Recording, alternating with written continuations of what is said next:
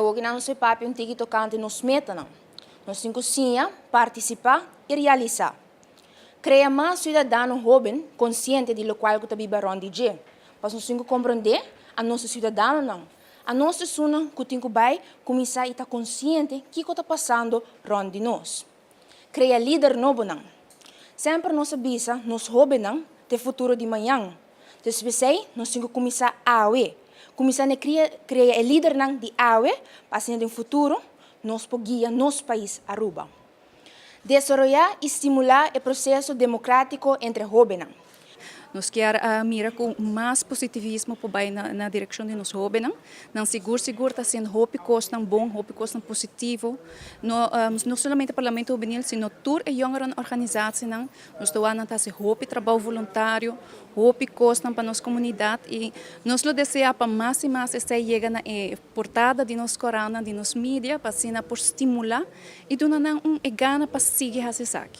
É data entre 14 e 23 anos, pero naturalmente nós tomamos muito não com um tique mais young com 3, com 4, de 3 anos acaba na podrenta e não mais quando não está vira membro ainda, pero não está loop me, não está sim, quando não me sim, e para hora quando maneira há 4, já acaba não por postular na mesa hora. O Parlamento Juvenil é uma organização que, para fora de 2003, está tratando de criar líderes da nossa sociedade por meio de cultura de debate, por meio de mostrar o direito, por meio de mostrar que não importa melhor do potencial que não mesmo pensa. E essa é a palavra que nós damos na jovem na hora passar, mostrando que a nossa sociedade tem uma quantidade de jovens que tem muito talento.